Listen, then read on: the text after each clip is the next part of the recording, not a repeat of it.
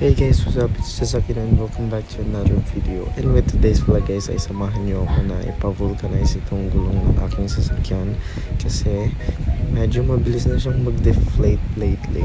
So, sinabi ni tatay, what if pa-vulcanize na lang natin, baka merong butas yung gulong. And ayun nga, na-find out namin na meron yung butas yung gulong. And medyo manipis na rin siya. So, pa-exchange ko muna yung spare tire.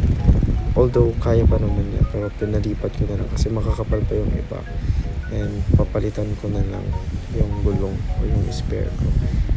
At least medyo safe tayong nagpabiyahe-biyahe.